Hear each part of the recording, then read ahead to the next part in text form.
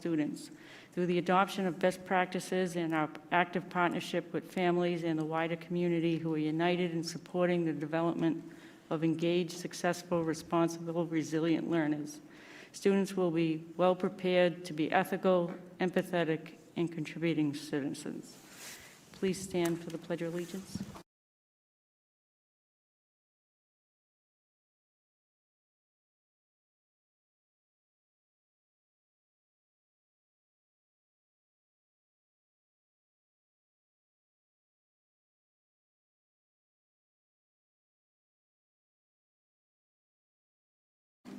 Chairperson's remarks.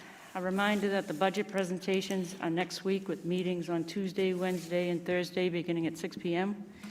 We have more people participating in these presentations than our traditional meetings, and we have made a decision to hold them remotely to ensure the best participation possible with so many individuals isolating or quarantining at home in recent weeks.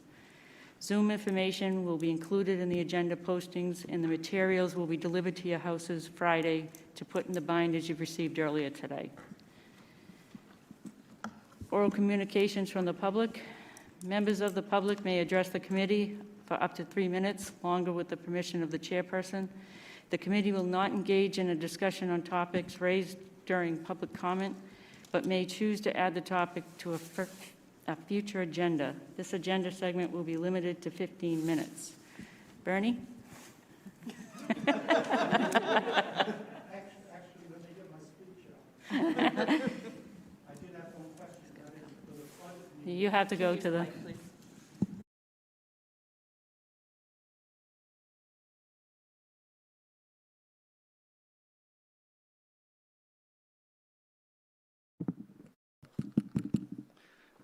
For the budget meetings, how are we going to get the requisite data and information from the presenters? Is that going to be available online, or how is that going to? So have you used the board doc system, the new system? So no. if you go to the main listing where you would find the postings for the meetings, Yep. You'll see a link to board docs. There's a public access site. Once a meeting posts live, so you can go tonight and follow along on the online agenda with all the documents. Yep. We will be delivering hard copies to the committee members, but all the PDFs will be there by Friday. Good.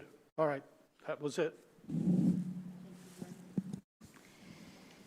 The consent well, I can't speak today. The consent agenda. I will read the donations. A donation of $1,054 from Sullivan Studios from purchases of student photos this past fall. The donations will be used at the principal's discretion for student needs at Salisbury Elementary School. A donation of $10,000 from Jack and Gwen Foley in honor of a former Salisbury Elementary 4th grade teacher, Mrs. Sandy Foley. The money will be spent on SES students at the discretion of the principal. This may include, but not limited to, academics, scholarships, supplies, clothing, etc. A donation of $150 from the Newburyport Farmers Market was given to be used towards the cost of nutritional lunches, snacks, etc. for students. A donation of $50 was made in honor of Ronald Cochran by Mr. Richard Fuller to be used in the athletic department where needed. Motion to approve the consent agenda. I'll make a motion to approve the consent agenda. I'll second. Any discussion? All those in favor? Student representative report. Kaylee Abbott Bishop, the student member of the school committee, will present her monthly report. Hello, everyone. So today I would really like to just address the majority of what's been going on within our hallowed halls. So recently, as of last week, we had over 25% of the high school student body absent. That was due to people coming home from traveling after break, taking necessary precautions, average illnesses, family emergencies. But we saw that the majority of that was indeed pandemic related. So it's been the murmurings of the halls for the last week. We saw in the parking lots, it looked empty. More than a third of the side lot was completely barren, and it's definitely been the hot topic of conversation. So That was the main issue that we've all been hearing in the halls. That moving forward, though, due to this, we saw what many of the students would feel fairly good outcome. Midterms are no longer a thing this year. I think a lot of us can agree that given the state of the world, it's something we're thankful for. It does also mean that no more half days for any of us, but we now have an entire week to make up on what we lost, which a lot of higher learning centers and places of education have been moving towards that module, which we think is a very interesting opportunity for us to be able to experience before we move on in the world. So we're also grateful for that. Mainly the things that we've been experiencing have been the same things that we've been experiencing. Now it's the same issues we saw 2 years ago and the same issues we've been seeing for the last 2 years. We still have the students who aren't wearing their masks properly. We still have the students who aren't comfortable in their learning environment. We still have students who are working to change our dress code, and we still have students looking for opportunities to further their education. So as we've entered this new year, we've just continued with the same issues we've been facing.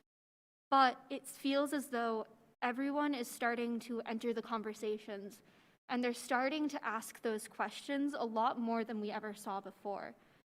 So I definitely think in this new year, we'll be seeing a lot more collaboration and cooperation in creating the community that we wish to see.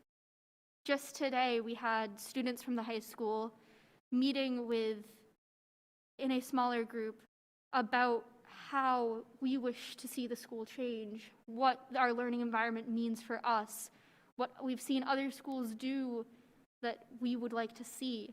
And it was the first time I personally was able to sit in on one of those conversations, and the information that was put forth and the excitement that I saw was something I haven't seen at Triton in 2 years. So it's amazing what's being done here, and we're all looking forward to this. On a more normal basis for Triton, we have had some very good things happening for us lately. Our clubs and our sports have been incredibly successful and enjoying the opportunity to do so while so many others are unable to. We sent our students off to DECA. Everyone that went to districts was going to have the opportunity to go to states because of how well we did. Tonight, as of 9 minutes ago, we should have taken the ice at the Graph rink in our game against Newburyport. We're just all trying to keep going and make the most out of our years because we have lost so much. But in doing so, we are moving forward in a way that is an amazing growth. So, as I said, it's a new year, and hopefully we'll see a new leaf with the student body. And I cannot wait to see what happens this year. So thank you. It's the same view of all of my fellow Tritonians. Does anybody have any questions for Kaylee? Thank you, Kaylee. That's great to hear. New business. Would any members like to raise items for inclusion on a future agenda? And now the general update on COVID and general matters. Happy New Year. It just seems to continue to go. Brian? So I think it probably actually makes sense for me to just skip to my report, because the bulk of my report is the updates that I would be giving to you otherwise. So I don't know if there's other things that, I mean, we can circle back to the other things quickly. as Kaylee just said, it seems like we've been doing the same thing for 2 years, and it has continued, right? The angst has continued. The reason for it continues to shift. So we're not talking about remote or in-person learning. We're not talking about hybrid learning. All the students are in the building, and we're starting to see things getting back to normal. But at the same time, obviously Omicron has had a different angle on that. And even with the distancing and measures in place, all of a sudden we have days where it's 20-25% absentee rates. So it continues to be a very challenging year. I would say our nurses right now are absolutely at the brink of what a human can do in a given day. So we're continuing to work with them to find other ways to support their efforts. The town's funding for contact tracing has changed. So you remember they had 2 tracers that they hired specifically to work with our nurses for Triton cases. So those positions don't currently exist, so we are working with the town public health nurses and tracers, they're phenomenal. Apparently there is a new collaborative based on state grants forming, with Newburyport being the host. So hopefully there will be someone again who's assigned, if you will, to be our local tracer specifically for in-school cases. But it has continued to just be very challenging over the course of this year. Specifically, I would say the weeks leading up to the holiday, and then we'll call it since Thanksgiving. Things ebbed and flowed, and this week it certainly peaked earlier in the week. So if you look at our dashboard, certainly thank you to Paul and Narissa for all the work on that. The dashboard now shows not just the line item detail, which people wanted to see the impact of every case, or their students or individuals in quarantine or test and stay, but also shows you the total so far today, the prior day, the prior week, 30 days in the school year. And then down below there's a 14-day graph that shows the totals if you hover over, so you can see school by school. So those are total student and staff breakdown. We don't break down by, we don't identify by student or staff, but you can watch the cases. And certainly the beginning of this week was very rough. We had a few days, yesterday we had 67 employees absent across the district. And that was certainly a banner day, a little better today, but it continues to be a challenge. Thankfully, people are not going out at the same time, so as people are staggering out, people are staggering back in as well. So far, we have not reached that critical point where we say, okay, we can't do this. Several have asked, okay, so what happens? Again, to be clear, the department has said there is no such thing as remote learning this year. That counts towards time on learning. So if we do get to a point where we cannot open a school safely because A, we don't have enough students, or B, we don't have enough staff, the latter is more likely, we would take a snow day and we would reassess, determine if that's going to be a long term or if it's going to be a day or 2 days. But at this point, I think we've got a couple days over the past 2 weeks, a week and a half, where we've said, okay, feels like we're approaching that, but we haven't gotten there yet. So in constant communication with the principals and the entire leadership team, just if they're getting anywhere near that May Day option, that they're certainly coming to us and just letting us know. So by way of documents that are attached, there is a COVID protocol update that was issued on December 30th. Not a lot of change overall. The biggest challenge has been the towns have to follow the CDC guidance. The schools follow DESE's guidance. By and large, they align. Where they diverge is the Department of Ed still considers anyone who has both doses or a single dose of J&J and are 14 days beyond that, they're fully vaccinated. Doesn't matter if you're 6 months, a year, I don't think anyone could be a year yet, 9 months. CDC says if you're more than 6 months, you're only considered fully vaccinated if you need to quarantine, if you are also boosted. So that has presented quite a bit of confusion because our nurses are required to follow the DESI guidance, and the town tracers have to follow the CDC guidance. So that's easy when it's an in-school exposure, student or teacher, student or staff. It's challenging when a staff member might have been exposed to a family member outside of school, because that person is subject to the required booster in order to be fully vaccinated, so they're out for the 5 days. Obviously, you know then if you have students who aren't able to isolate or unable to mask, then you've got the kind of these scenarios we talked about early in the spring, where it kind of goes through the household. Someone's got to wait out there 10 days, then 5 more days, and you can have kids out for 2-3 weeks. So that's the largest change in those protocols that I did attach there. The other piece that I attached, there's an FAQ from January 6th. That's last week, correct? And that clarified a couple pieces about protocols, and the big clarification everyone was looking for was for those students or staff, it's not an issue with staff, but for students who are returning from isolation or quarantine and need to be fully masked for days 6 through 10 of that period, how we handle lunch. And so we've kind of made some assumptions, and sure enough, the FAQ outlines that it would be a physical distance of at least 3 feet while eating as feasible.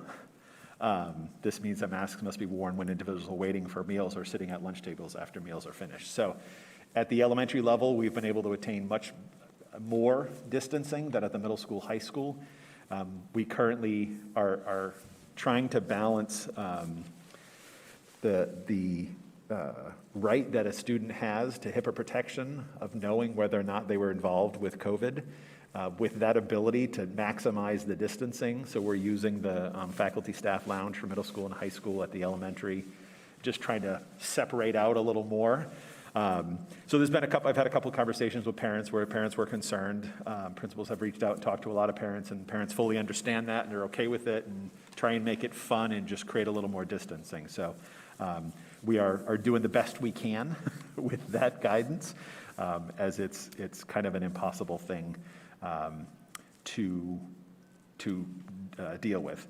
Other piece in terms of DESI guides that was included is the extension of the mask mandate. So that was, as of this 2 days ago, it was extended through the end of February. It seemed like a no-brainer when we were talking last week, and the commissioner pushed it off.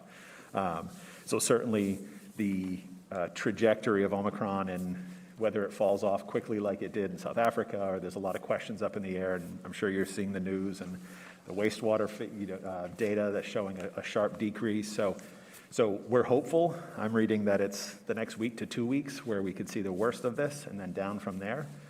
So I'm hopeful that we're seeing the worst of it, and we'll be heading down the other side. So before I go to other pieces there, is there any other questions about COVID in general that folks have that I can answer? So, Brian, I just have a quick question. So, if I understand correctly, what you said is that the only way a student or staff member is considered fully vaccinated is if they're 14 days past their second shot, correct? In-school exposure. Okay, so I guess I'm wondering, is that going to change with, once a student or staff member is beyond the 6 months, past the 2 shots, and they're ready for a booster, are they then not considered fully vaccinated if they haven't had their booster yet? So I'm That not would sure I depend understand the upon- question. So that would depend upon whether or not the case was outside school or inside school. Right. So if it was an in-school case, DESI doesn't consider it to be, they still consider you fully vaxxed. But if it's outside of school and it's coming through the town tracers, then they need to have the booster. Okay. So And in school, it's not just in school, it's an in-school exposure, right. right? So if you're exposed to someone in the school setting where people are masked and more distance, understandably, there's a different standard. anyone that's exposed, and this is the challenge when a staff member is talking about an exposure outside of school with a nurse trying to get advice, the nurses have to be able to kind of parse out all the different rules and the discrepancies. So for anyone that's required to have a booster, according to the CDC, so any out-of-school exposure, it's the day after they're boosted. It's not a 14-day waiting period after the booster also to be considered. I guess what I'm wondering is, ultimately, is this going to affect we've been tracking our vaccination rates, right? I mean, it's not mandatory for parents to provide the information. So and it's really truly only our high school students and staff, but if they are vaccinated and they're past the 6 months and they don't have their booster, does that knock them off the fully vaccinated? Sorry, That's my... for our data keeping on vaccination rates, no. If they're vaccinated, they're vaccinated. The Okay. booster has nothing to do with the data we're keeping. Okay. So I'm assuming because DESE has used that same standard for in-school exposure, they wouldn't be changing their standard because of that 80% of being able to remove a mask. I don't believe they'll be changing that either. It would be the fully vaccinated being 2 doses, 14 days beyond your second or final dose of J&J. Okay. So our high school nurses are not tracking boosters as of right now for students, or should they be? Tracking the information, Yeah. not changing whether someone's considered fully vaccinated Okay. for the dashboard data. Okay. Yes. Should we then, on the dashboard, increase our vaccination information to then include what percentage has been boosted? Because it sounds as though it's information we will need fairly soon. No? DESE doesn't, Think so? No. So then how do we determine the difference? If we're saying that the communities are using contacting as a different way than we are, we have individuals that are being exposed to one another both in the community and in the school. So shouldn't we follow the more safe guidelines for this? So it would be, so the decision about, so the data that's on our dashboard, mask or vaccination for students and staff, would only be used for decisions within the school, right? It's whether or not we would have to wear a mask within the school setting. So because of that, is it mixing apples and oranges? Potentially, but any in-school exposure is treated according to DESE guidance, which is slightly different than the CDC. But DESE only has jurisdiction over in-school things. So their guidance applies to everything we do, including when we would hit that 80% threshold. If you look at the dashboard, right, we're nowhere near it. And I could tell you, talking to staff, I think we're well beyond it for staff. There is a lot of discussion about if it's not required, it's my right to withhold the information. And I know there's several families that I've spoken to that kids, family, everyone's fully vaccinated and they don't want us to move to no masks, so they're not providing the information. So it's not an accurate representation, I believe, of our actual vaccination rates, but it's the way we have to track it. And I will say, I saw a question, a couple questions floating around the superintendent listserv today. People saying, hey, someone who previously said they were vaccinated, when it came to, push came to shove, they had to prove it, and they couldn't prove it because they weren't vaccinated. So there are many districts who did an affidavit, if you will, that said, I'm vaccinated. That data on our dashboard is numbers of folks who have shown their vaccine card to our school nurses. So I'm confident that that's real numbers of people who are actually vaccinated. I think a lot of the people that have put out data saying we're 80, 90% are taking people's word, which has been problematic lately. But good question, Kaylee. Other questions? I'm done. sorry.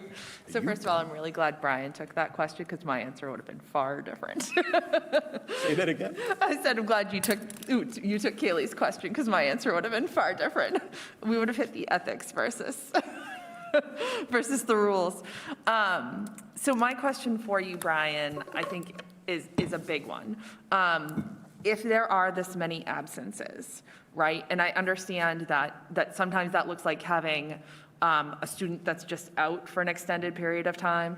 Sometimes that looks like having a staff member where there's a substitute teacher for an extended period of time, or where students are having sort of a study where they're working on essentially asynchronous assigned material. And some of those are going to be 5 days where that's happening, and some of those are going to be compounded and probably potentially be weeks on end. How are we going to recover from that? Because that's a lot of moving parts. And I'm sure that just given the way that material has to be taught, some people are sort of forging ahead, and some are being left very much behind. So part of my question is that, and then I want to also ask about special education, because I'm sure that is not immune from this, and sort of what's happening with services as we either have students who are out for an extended period of time, or the service provider is unable to provide a service for an extended period of time. So I'll let Shannon take the special education and services, and anyone else can chime in if they want to as well. But I would say my short response to you is we can't. Just like last year, we couldn't possibly say we got a full year's worth in 170 days and there was no disruption because of remote learning. Of course there was. So this year, of course, we're not going to be able to do a complete school year and think that we've been able to do everything with the level of efficacy that we wish and hope and always strive to do. So how that's worked out, for lack of a better term, is at an elementary level, it's very different, right? Tends to be more one-on-one, making up, it's developmental, it's building on. At the high school level, oftentimes, I mean, there have been days where there'd be 3 classes down here in a study, right, with one teacher, one substitute, I should say. The teachers who may not be here have likely left work and things through Google Classroom, so everyone's engaging. It's a very different thing for Kaylee to sit down here and work through a chemistry class than it is for an elementary first grade student to deal with reading intervention. But at the quick outset, no. I mean, this is we keep talking about this as a multi-year restoration, for lack of a better term, right? This is continuing to delay and extend the time period that we need to be able to truly mitigate it. So did you want to add? So I know on the high school level, at least, we all know that there aren't enough subs within the district. But in my personal case, we have had classes where certain teachers have had to leave for certain medical reasons, not COVID related, but for minor surgeries, other things like that. And I've had a few classes where there have been substitutes. I've had a few classes where it's been 10 classes in the auditorium all at once. But I personally have had to be the substitute for a few classes. And I know I'm a special case because I've been doing the classes that I basically am already a TA for. So it's not that big of a deal. But I have seen so many other classes where this isn't happening in other really classes, but I've seen the students just sitting there. Everyone will disperse to different places. The work, it doesn't get done. Half the time we can't even get the work because teachers left full sub plans. But, oh, you're going to the auditorium today, and no, we're not going to unlock the door so you can get the worksheet because the person with the key is all of the people with the keys are already substitutes for other classes. So it's problematic at best. Absolutely. Absolutely. So can I ask you then, Brian, how do we minimize the damage right now? Is there any way to improve what's going on today and last week right? And I want to come back to this because I also had the special education question, but there were some safety nets that you requested last year, right, that were put in place. Are those safety nets continuing to work? And will they be enough to help through the spring in this situation as well? So I think what's happening right now, it is, I don't want to, I mean, it sounds so bleak to say survival, but I mean, some of you are working in schools, right? It's, the staffing levels are so problematic that I can confidently say every administrator who's planning and organizing is doing everything within their power, including every resource they have at their disposal, to make it better than what Kaylee's describing. But that's just the reality. I mean, when you have 67 of roughly, was it like 400 and some odd, low 400s that are reporting through ASAP, people absent, that is a lot of individuals, and those are individuals who would be instructing or organizing or supervising. So, I mean, it's the kind of the other remedies and supports that we've put into place, even some of those, are they helping? Of course, right? All the strategies are helping. I mean, there's great work. It's so hard, right? Because there's great work being done as well. I mean, there's been huge shifts at the middle school with the addition of reading and math specialists there, and the work being done. I mean, so there's so many examples of great things happening, but the day-to-day is chaotic. I mean, it is absolutely chaotic. So can we do anything else? I would welcome, I think any principal or anyone else would welcome any suggestions you might come up with. I think, but people have exhausted everything, short term, when we're talking about, I started my day over at Pine Grove yesterday and was on my way down to a classroom and it was all set, didn't need to go down there. I mean, it's like literally that's where we're at as far as to say all hands on deck. It's just, yeah. But also, I mean, it's so hard because I don't want to paint this bleak picture because there's some amazing things happening, right? When it's the chaos kind of, you tell me if this is, right? The chaos kind of shifts, right? And you have kind of pockets of people out and it's okay, or in a department at the high school or, grade level. So it's not all bleak all the times, but these kind of waves of people missing and coverage issues and all that. But when it's not, some teachers' grades turn to have that kind of chaotic dip. There's great work happening. I mean, it's hard with masks and everything, but it's so much more effective and powerful this year being in the classroom and masked than across a computer screen, for sure. I remember there was a special ed question. I remember what it was.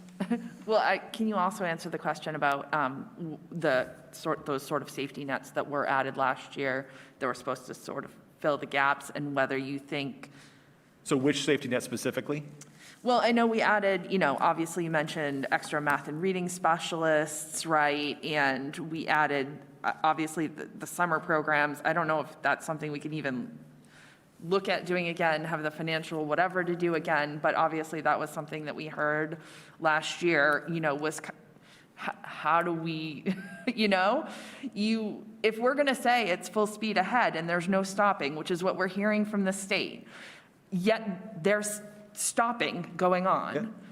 Yeah. How do we manage that? I guess, how do you, and do the things that we put in place to help resolve that, or at least minimize that disruption over last year? Can those things also serve as we come out of this? Absolutely. So we summer programming, right? Put that into place this last summer. Our vision was that would continue over the coming summers. Obviously, that doesn't help anything right now. We also had not nearly the level of participation that we had hoped, because I think by the time we got to the end of last year, everyone was tapped. It wasn't just this. I mean, we had the staffing. It was just families were like, well, no, we need 8 weeks. We got to go. Math and reading specialist at the middle school, and added that at the elementaries to full-time as well. I don't know if you want to speak to that, but absolutely, that's been an incredible added resource in helping address the most specific needs. But again, all of those things, I should say too, DESE is full steam ahead, but there's also a lot of recognition that whether they say publicly or not, started to talk about MCAS. And I mean, there's this discussion about we can't pretend that this is just business as usual. He will keep the mantras and just pretending. But when push comes to shove, I mean, there has been some acknowledgement that we're not anywhere near normal yet. Everyone's doing the best they can. And we were certainly, if we had this discussion in October, I was feeling pretty good in October, right? I mean, it kind of felt like normal-ish. I mean, angst with the masks, of course, right? All that stuff. But there was progress being made and all of that, and it kind of just didn't come to a screeching halt at Thanksgiving, but we kind of saw the uptick, and so the anxiety and the angst builds. And then since we returned from the holidays, it's just felt like an ER, right? It's like that, and I'm sure it doesn't feel like that everywhere all the time, but it's had that kind of feel of there's always something we're trying to do and keep that away from the kids as best we can so that it feels as normal, especially younger kiddos, as normal as possible. But there's always short-staffed or short something. But I'm like I said, I'm hopeful that this kind of current staffing bus, right? Kyle's up every day at hour sending out 12 emails. Hey, this bus driver didn't show up in this bus. So hopefully this next couple of weeks, that kind of pinnacle of goes away and we can get back to, I mean, really good work that was going on this year for sure. What happens when a bus doesn't show up and a child can't get to school? Does that child just stay, is there any accommodations being made to students that physically can't get here if a bus doesn't show up? So we will complete the routes. Kyle and I aren't driving yet, but I was gonna say, even if we're driving, thought about it, it's gotta be. So, yeah, we got those vans. Yesterday, I was at Pine Grove in the morning, 2 or 3 of the runs just didn't happen. So when that run got to school, call it 3, making this up, it went back out and picked up kids on Route 4. Bad day. Were they frozen? For that to happen when it was 5 degrees out in the morning. We had no notice, right? So as a general rule, is it fair to say NRT's been very good about communicating? Kyle gets his 5:45 a.m. email. Here's all the people that aren't showing up. He scrambles, sends out the emails. I'm sure several of you have gotten them as parents. It's not bus 7 today, it's bus 12. So at Pine Grove, no one knew about it. So again, was it today that someone just, 7:30? No, they just never showed up. Exactly, those are the last minute. And today they were better, at least I got that 7:30 email, right? And we had conversation, but it's challenging. And to your point about if we find out if a bus went by and the parent isn't able to bring, or the child missed the bus, right? The conversation with the parent, can you bring the child to school? I haven't personally heard, or it hasn't been communicated to me of somebody not being able to come to school. We would make arrangements. There's, I think a couple weeks ago or a month ago, a bus dropped off the students, went back and picked up the one student. So that does occur from time to time, not very often, but certainly if there are instances where that's occurring, families need to let us know and we'll make arrangements to pick them up. I was just going to go ask if we could come back to the special education services question. So was it basically the delivery of services and how does that happen when? You want to speak? So when students are quarantining, sorry. Yeah, so if a student's not Yes. here. Either students are quarantining or whoever's providing the service Is out. is not available. Absolutely. So at the beginning, the department gave us guidance that, students can miss a reasonable amount of services. So very, not very clear. So how do you determine a reasonable amount of services? So it's individualized. It depends on what services the students have, how many days they're out, same thing with how many days the teachers are out. When the student comes back, the teachers are constantly progress monitoring them to see was there regression, do they need something else. If students have been out, teachers have tried to make up those services. Sometimes if it's speech and it's one time a week, sometimes they can fit them in and make that up. But it's also discussions at team meetings, for students who have had to quarantine for, like, there's a few students maybe that had to quarantine 3 times. We'd have that discussion at the team meeting, looking at the data and deciding, do we need to, give compensatory services? And that can be determined, do you do it over the summer? So it's all individualized and discussed at the team meetings or with the team, just by watching the student and looking at the data. But thus far, I don't want to say everybody's, good. Yeah. But at least there are no major gaps, I'm hoping, or people are feeling like there are no major gaps. Yeah, there's been a few students who have had to quarantine a few times, and we've tried to figure things out. Some students, it's just not possible for them to, be online or be doing things. So, yeah, we've had to work that out, as I said, individualize it, but I haven't got, I'm not getting calls every day that, oh gosh, these students aren't making progress, they're falling behind. But as I said, those will come out too at the annual meetings as we look deeper into the data.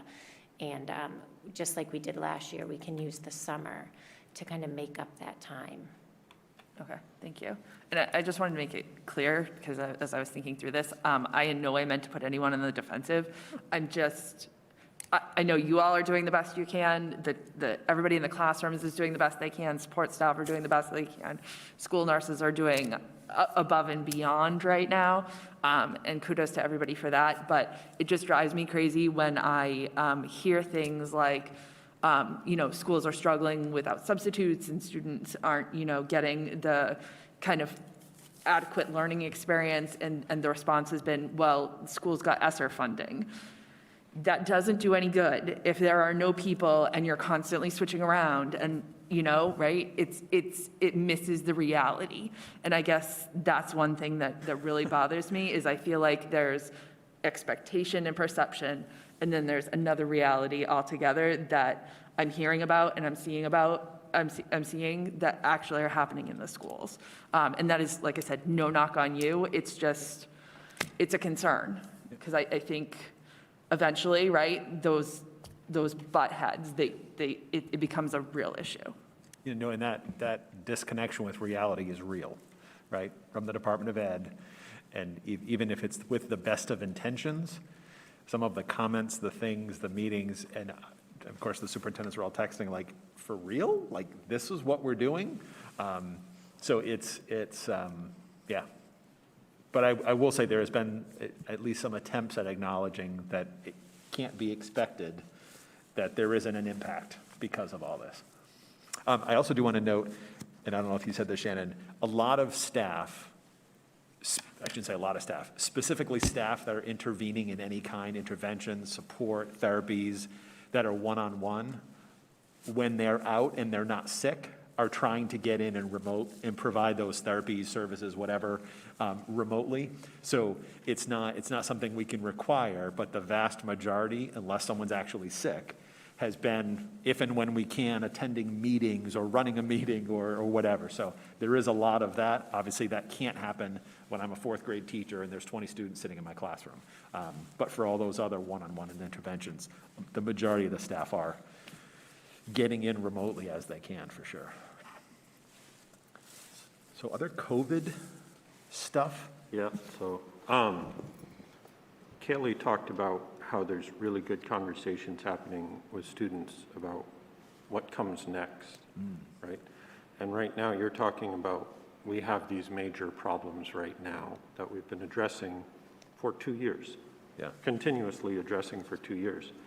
And our whole society's been doing that. We have all of these questions we've been addressing for 2 years and feel like we're just dragging.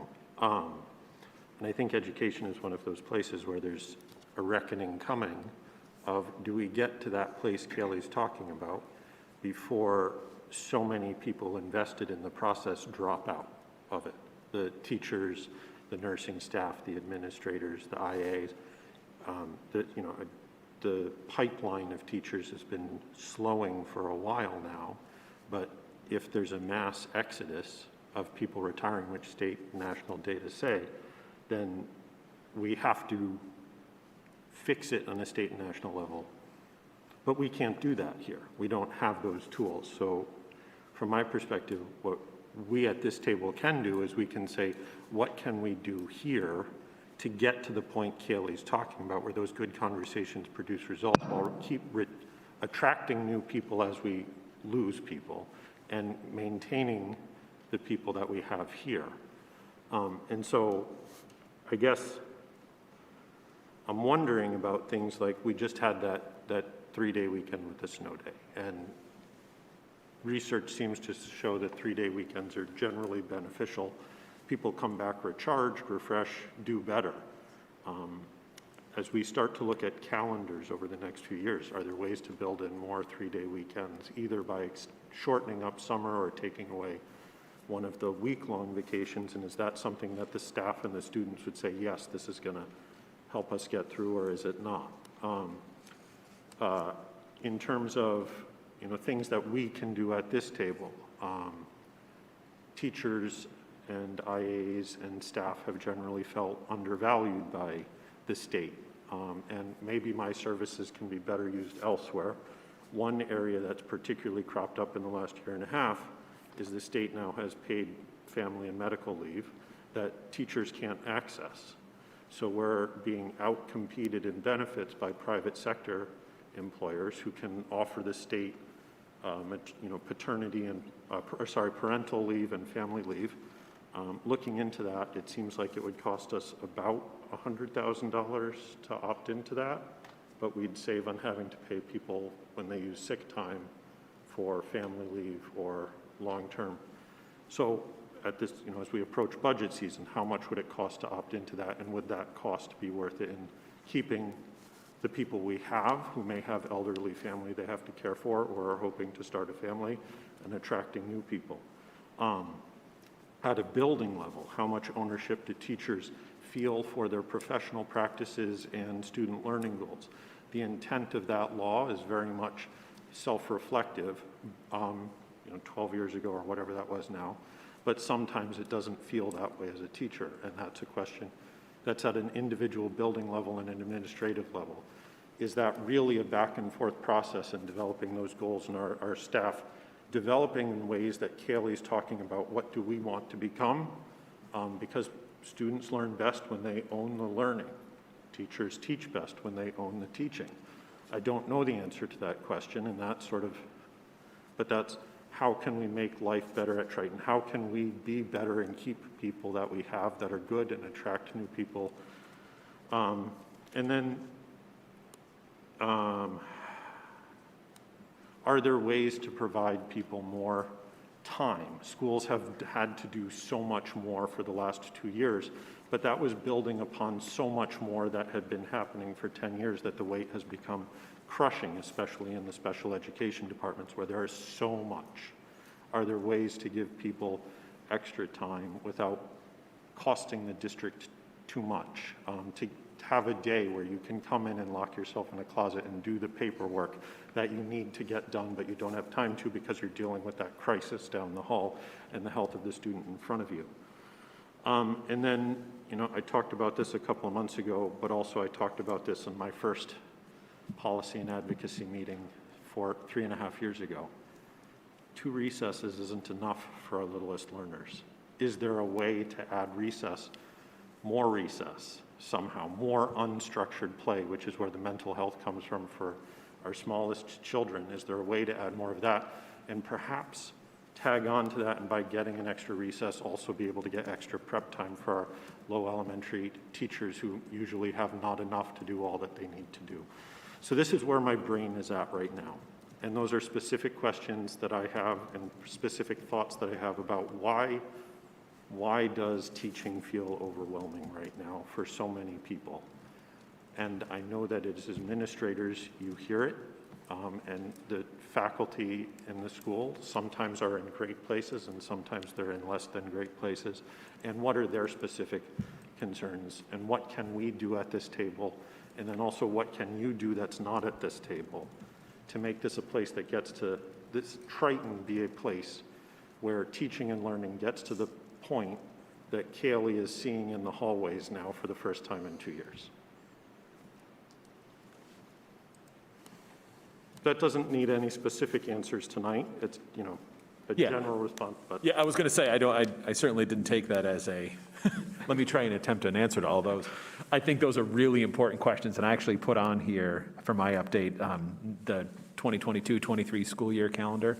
I had a discussion with the TRTA about the calendar, right? Generally speaking, teachers want to end as early in the year, start as late as possible. The discussion was exactly this, right? Even if it means we have to go a little bit further in June, even if it means we start before Labor Day, is there a discussion, can a 3-day weekend become a 4-day weekend? Can some other regular weekend become a 3-day weekend? Could we space out PD so it's throughout the year rather than all up front and we just are 180 days with kids? So we even had a discussion about that at all. But I think all of our discussions, over the past 2 years have been, we get that and realize we need to change things. The calendar, right, is hard. It's always a balance of what works for educators and what works for families. But I think that's an important, we'll call it a frame, right? That whole frame of reference as we're making decisions. We are, right? There's no, it might happen. When you look at the total number who have left over the last, is it 70s? Like we're into the 70s number of people, the positions that have changed over the last 22 months. And so it's happening, right? This doesn't have to be a hypothetical we're worried it's going to happen. People are and will continue to be burnt out. So I agree with you 100%, Paul. I mean, I think we've done some things like in the last TRTA contract, we do have 3 weeks of paid parental leave. It's not the full state 8-week program. So we've made dents and bits and pieces here and there, but I think it's really important. It's a really important point that I think as we make decisions about calendars and hiring and all this, that we have to find ways to make the teaching profession attractive. And right, we will be on the other side of this. We absolutely will be, right? I'm confident of that. It really doesn't feel like that many days right now, but we will. Whether that's in 6 months or 6 years, we'll be on the other side. And it would be a real shame if all of the this is what lingers for teachers, and we haven't found a way to incentivize quality, strong teachers to come back to the classroom. So again, I know you weren't looking for like straight answers, but I think that's a really important discussion to have across the board, for sure. So Paul had mentioned, he had said, why does teaching feel overwhelming right now? And I would like to say, why does education as a whole feel overwhelming right now? We have our educators, our students, everyone in our faculty, everyone within our community has reached this point. And I heard the number thrown out today that there are less than 90 days of school left for seniors. Some people were keeping count in the beginning of the year, but I hadn't even Senior realized advisory until now. confirmed that, yes. And he had just mentioned, how do we keep people and how do we attract people? And we don't have enough people to begin with, and it's this whole issue. But I feel as though we always talk about 5-year plans, 10-year plans, pick a number of years plans. And everything takes time to implement, but we have to think about the fact that the students that we have in our high schools now, in 10 years, they will be the parents of the children in our elementary schools, which is a terrifying thing to think about, but it's realistic. And we talk about how we don't have enough subs and everything, but the substitutes that we do have were our students 4 years ago that are in education pathways now.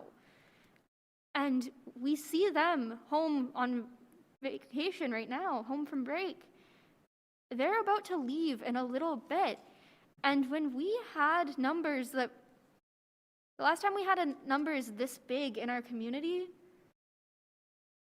it took us 2 months to get back to what we saw before.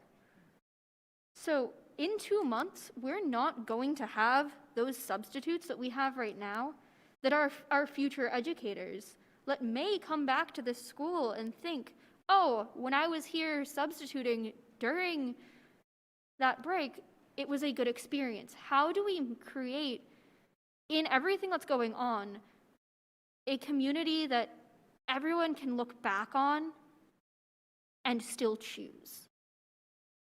Because I feel like that's the big issue that I'm hearing right now is we're looking towards the future. We're trying to create something down the line, but how are we trying to help the people in this moment down the line? We have so many educators that are reaching the end of their tenure, and they're starting to move on, and they're starting to open new chapters in their lives. But Paul posed the amazing question that I think we need to dive deeper into is, why does it feel so overwhelming? And how do we keep and attract the people that we do have? So I just wanted to throw that in from a student perspective, and 10 years really is a lot scarier when you're younger. 5 years is terrifying when you're younger. But I think it's the numbers that we have to look at, because we have to start now.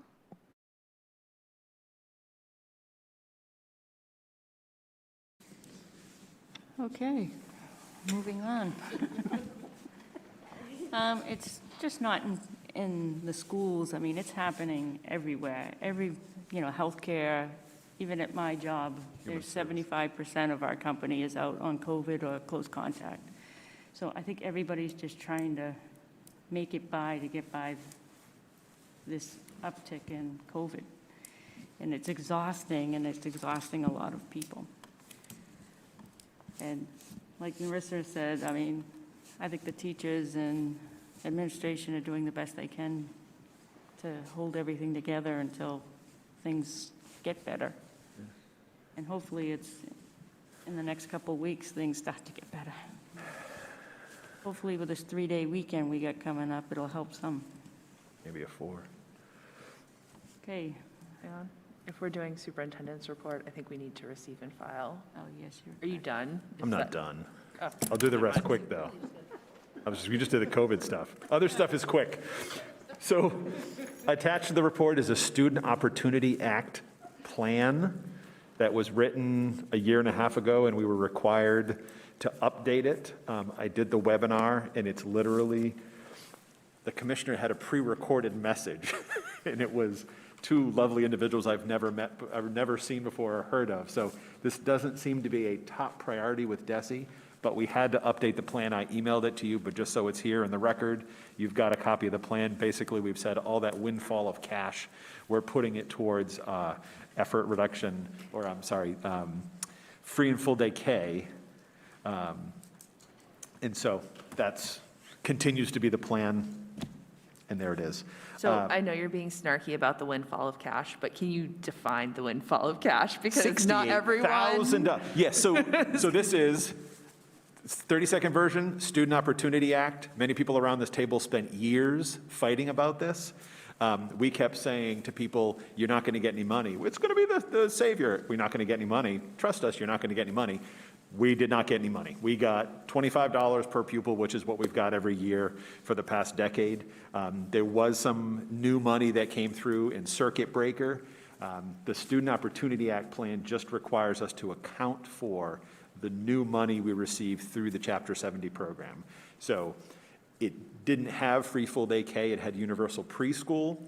The department agreed that kindergarten, if you weren't free full day K, that you could use that money towards. So it talks about, the language is about preschool.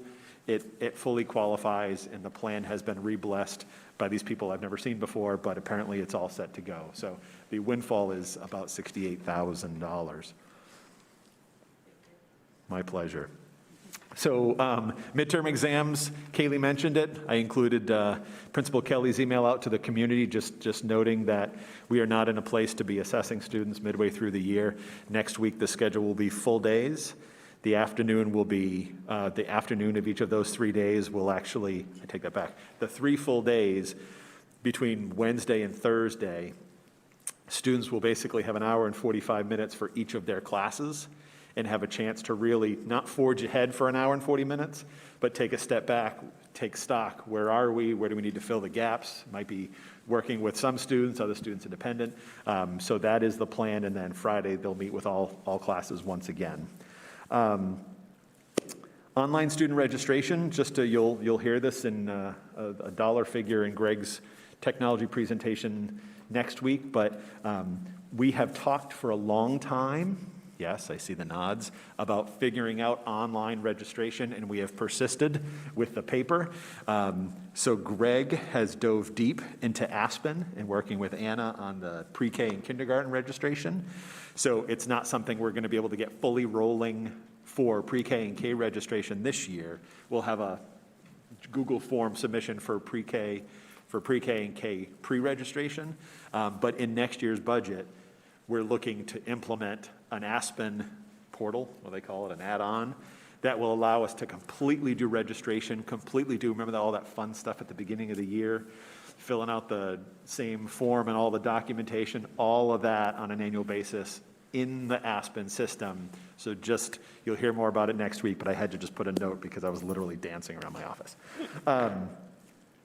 Middle school, high school statement of interest, just to confirm, we are in process. We are working with Mike Perillo, and he has been great. He met with the high school students, a group of high school, I think it was student council, as well as the program coordinators at the high school, same thing at the middle school, a group of students, and some teachers from the high school, to really build out and use all the words that the MSBA wants to hear with regard to what that statement of interest says. So that is something we are working our way through. Deadline is going to be the end of April. We're hoping to get that to you for approval and submission way before the end of April. But budget's also happening at the same time, so it will happen, but we'll bring that to you when it's ready to go. And finally, the monthly personnel report is attached. Certainly happy to answer any questions that you have on that. Anybody have any questions for Brian? No, I'm done, Linda. Can we make a motion to receive and file the January 2022 student superintendent's report as presented? I'll make the motion. Second the motion. Any discussion? All those in favor? Okay, DEI research. This is an update for members. Does anybody have any DEI updates? Nope. Long-term financial planning. For the last couple of years, the school committee has been talking about how to improve the financial stability of the district and our bond rating. Over the past few months, a plan has been formed, and then it was presented to receive input from the Finance Subcommittee, the full school committee, and the District Communications Committee. We will now receive an update from School Finance Administrator Kyle Warren. That was a nice update. So just a couple adds to that is at the most recent Finance Subcommittee, we presented a rough draft of a financial reserve policy. Two elements to our long-term financial and capital planning is that financial reserve policy, as well as, in conjunction with that, the votes to establish a stabilization fund. In terms of timelines, we're looking at the next Finance Subcommittee meeting this month, reviewing a revised draft of that with the goal of getting a full draft to the committee in February, and then the goal of potentially voting that financial reserve policy in March, along with the FY23 budget. Anybody have any questions? Thank you, Just Kyle. reiterate one more time, the towns are in support of this. When did it come up? Yep. When did we were talking with Neil. And so it's been reiterated time and time again that the towns fully support and embrace, which is so lovely to hear. They see that as a benefit to them as well. That's why they're in support of it. The policy and advocacy update. The Policy and Advocacy Subcommittee met January 6th to discuss recent updates and changes in state guidance. Paul Goldner is the chair of the subcommittee, will provide an update on that meeting. Okay, so we met earlier than planned in light of both the updates to the COVID protocols that we've already talked about, and whether we're able to make any changes to what we're doing, whether we wanted to make any changes to what we're doing. But also over the break, there was a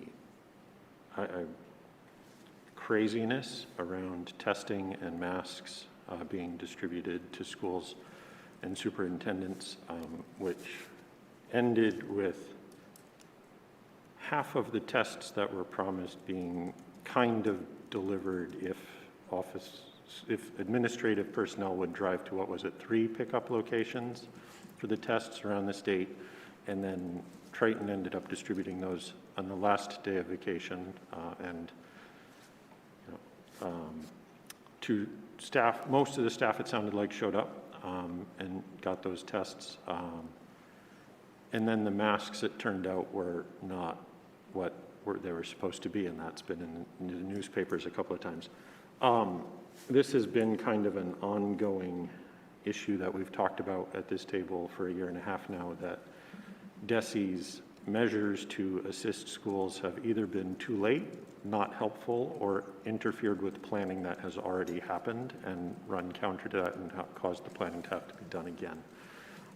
So I had brought up the idea at this meeting of a vote of no confidence in the commissioner. One other district that I know of in the state has taken a vote of that. The committee decided that since that would be unlikely to produce any sort of changes or movement or any positive outcome, that instead we would consult the full committee on ways in which the guidance from DESE has not been helpful and suggestions for improvement, and then to draft a letter to send to the commissioner's office, potentially with sending it to other school committees to sign on. So that, does that, Paul and Aaron, does that encapsulate what we talked about? What you said? Okay. So we're planning on meeting in a couple of weeks, date yet to be determined, at which point I will bring a draft of a letter, and we will hammer away at that draft until we have something that the subcommittee agrees can be sent along. And I think what we are hoping for is the thoughts of the committee, and again, does not necessarily have to be tonight, but could be sent as an email to me and Linda, and I would work on a draft that I would share with Linda and Brian as we went along to bring to the next subcommittee meeting. Is there anything, Paul or Aaron, that you'd like to add to what I just said? So the only thing that I would add is that we discussed expressing the impact of the timeliness of the decisions have on each of the communities that then have to act out on whatever the guidance is, or the lack of guidance, or self-interpretation based on what you've actually been given, so that they better understand what we're being faced with to try and make sure that we're putting things in place.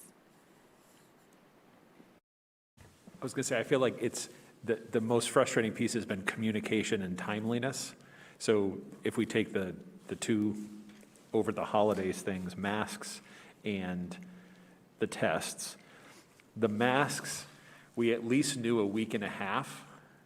They said, hey, we think they're happening, and gave us 1.5 weeks notice to say, someone's going to be in that day, get over to, that was just to Chelmsford, or I think that Chris Walsh went, to pick those up. That at least gives us some time to plan. We, on the 29th, the morning of, got a heads up from Tom Scott, the executive director of MASS, with a forwarded message from DESE that basically said, hey, there's going to be an announcement. It's totally optional. There's tests that are going to be available for staff that need them, districts that want to take advantage. From that, we got a note that there was a 3:00 meeting with the commissioner. At noon, they released the press release, this big, proud, we're making this available. It's optional for districts, but there was obviously no way that we could say, well, we're not going to take advantage of that. The state just offered free tests to all our staff. So for that, it's the communication, it's timeliness, it's dropping new guidelines on Friday night. We keep joking, but it was true, right? At 7:45 p.m. on a Friday night, things we're supposed to implement for Monday. So again, I get it, things take time and all that, but even if you're thinking, right, with the masks, they knew a week and a half. If the week before, we knew that they were working on this and there's a chance, great, we would have had a discussion, right? Kyle and Chris Walsh, we would have had, Kyle was the one that went to Franklin, by the way, to pick up the test, so thank Kyle. Yeah, Franklin was the nearest pickup spot for us, an hour and 20 away. So, so if they give us a chance, even in the hypothetical, we can plan, and if it doesn't happen, great. You didn't promise it. You just said it might happen. Let us plan.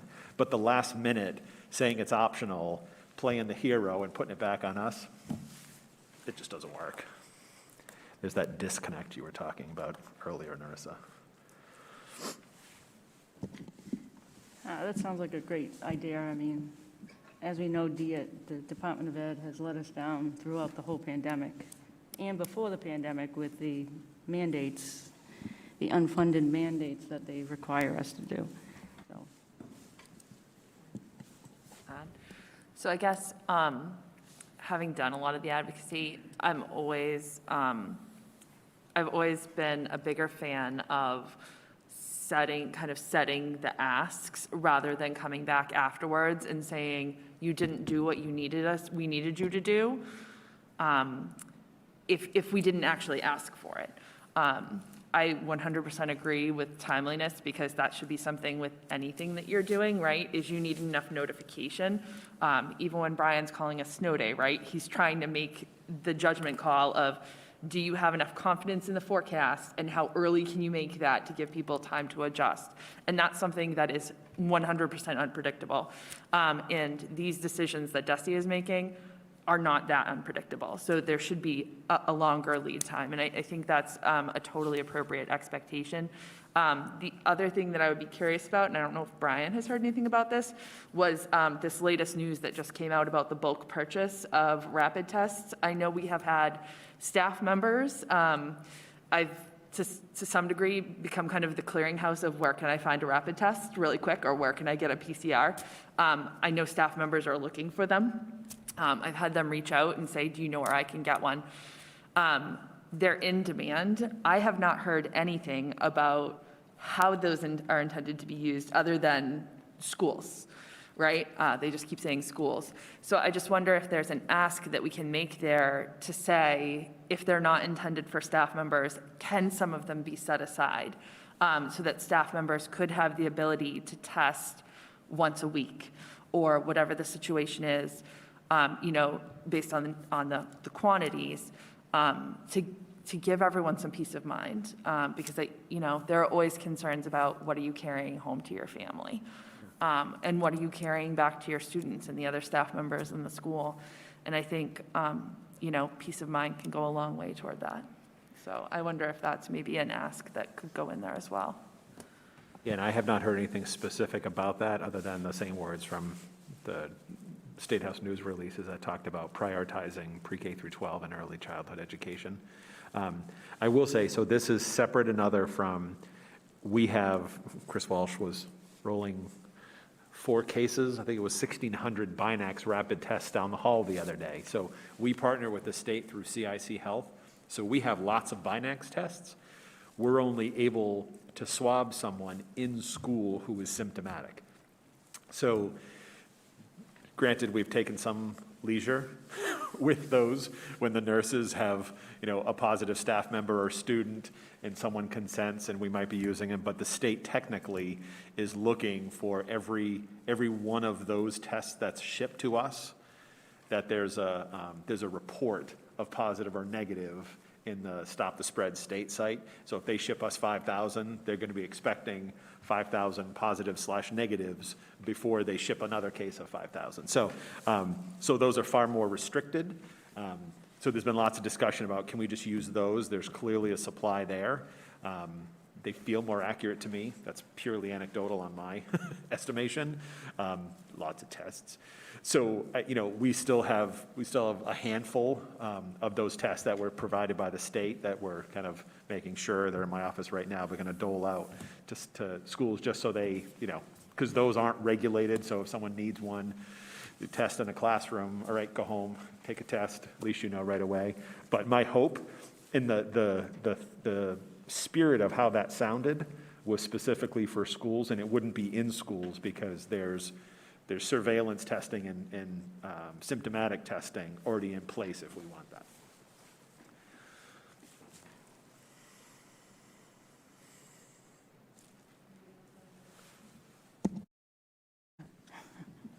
It's on when it's not supposed to be. Any other questions? Thanks, Paul. The Whittier Regional High School vacancies. The Whittier School Committee is selected by its local city or town school committee. Our school committee selects the members from Newbury, Raleigh, and Salisbury. I recently received letters from Whittier noting that the Raleigh seat currently occupied by David Irving and the Salisbury seat currently occupied by Ron Fitzgerald will be requiring new appointments at the end of March. Anyone interested in being considered for these seats should submit a letter of interest to my attention, either via email at linda.lukowski@tritonschools.org or by mail through the district office at 112 Elm Street in Byfield by February 15th, 2022. Any applicants must be residents and registered voters in their respective towns. I have already received a letter of interest from Raleigh, David Irving, and that is attached in the agenda, as well as a notification of letters from Whittier. Subcommittee reports. Policy, Paul Goldner. So in a couple of weeks, and with enough lead time to get a draft into a packet for the next business meeting, Policy and Advocacy will be drafting the letter discussed earlier, and, you know, hopefully there's not any more information from DESI to process through in the meantime. Thank you, Paul. Finance, Caitlin. I think Kyle pretty much covered finance, but the next meeting is held remotely on January 27th at 9 a.m. Thanks, Caitlin. Personnel, Paul Lees. Since Paul Lee's not here, Maureen. I was just trying to see when our next meeting is, but I don't think we've met since last month, right? Since we did, my contract was the last, and we're meeting next Thursday. Next Thursday, okay. Before, it was going to be in person, but I'm guessing it will now be remote. It's going to, okay. So next Thursday before the Thursday school committee budget meeting, and the topic will be the reorganization with job descriptions and organizational chart that we talked about earlier on. So that will be the topic du jour. What's the time of that meeting, Brian? Was 5 o'clock. Okay. For some reason, I don't have it in here. Okay, thank It you. hasn't been posted, so whatever works for you, Susanna and Paul. Yeah, this is the first time I've seen the time, so. 5, yeah. That's the first time you've seen that time? 5 o'clock, the date I set, but not 5 Oh. o'clock. I thought we texted that. Okay. I- So we can do it whenever. Okay, Yeah. okay. We can text. Thanks, Maureen. Correspondence, you will find correspondence from CREST and the North Shore Consortium. They are special education collaborative Triton belongs to. These are their annual financial statements. So those are included. Make a motion to adjourn? Nice. I'll second that. I just want to say, turn my mic on. Thank you to everybody, Paul and Narissa. Thank you very much for all the work that you guys have done on that dashboard. That was amazing, the amount of information that you guys have on there. And I want to thank the rest of you. I know we're all doing the best we can. Keep up the great work. I appreciate everything that everybody's doing. It takes all of us to get this work done every day. Can I have any discussion? No discussion? All those in favor? Thank you very much. Have a nice evening.